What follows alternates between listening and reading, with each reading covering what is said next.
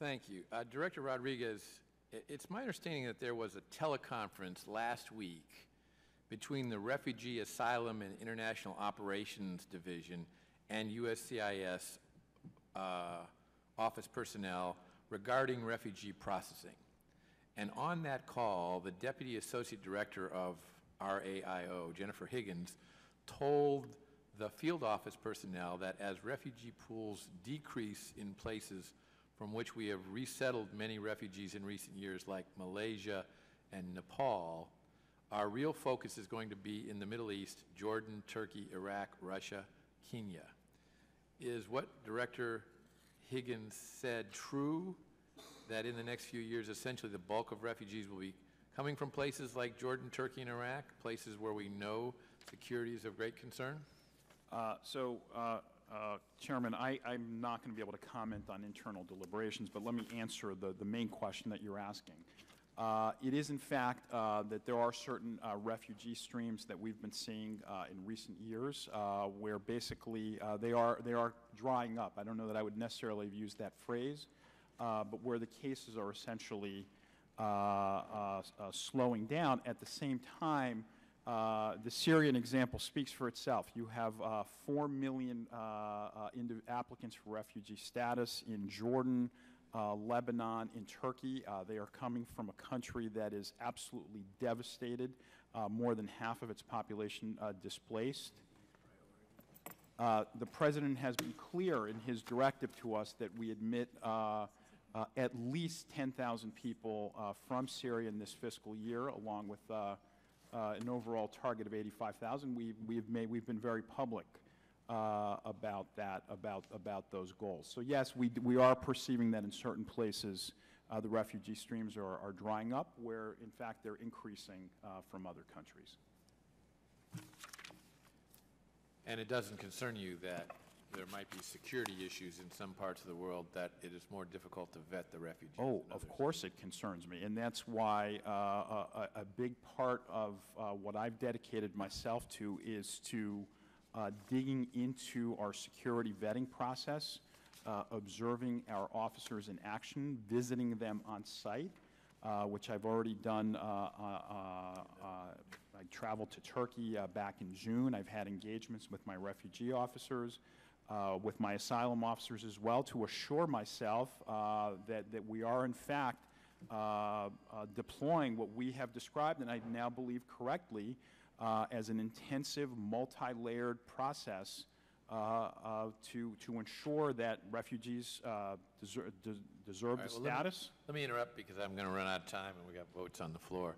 Would it be acceptable for a USCIS asylum officer to grant asylum in cases that they suspect fraud? I think when we if we suspect fraud, then we need to chase down that issue. What changes do you plan to make regarding asylum processing procedures, given that asylum officers in 7 out of 8 asylum offices the GAO spoke with told the GAO, quote, that they have granted asylum in cases in which they suspected fraud? We are enhancing our training. I am engaging with my workforce so that I hear those concerns directly, not just laundered through reports. And we will continue to support our officers, both in training. Support and also or admonish them to change their practices? To support them.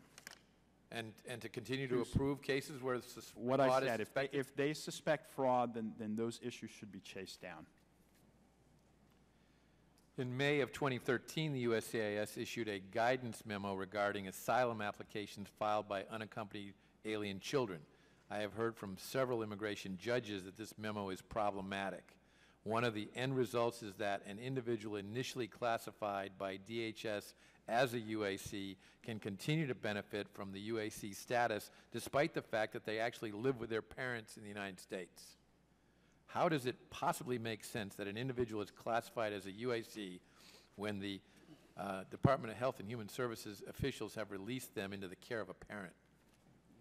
I will need to dig into that issue further, Congressman. That memo was issued before I arrived at the agency. I will familiarize myself and get. Does that raise some concerns to you?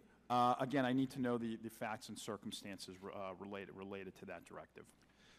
I understand that the fraud detection and national security officers conduct open source research on refugee applicants as part of security screening.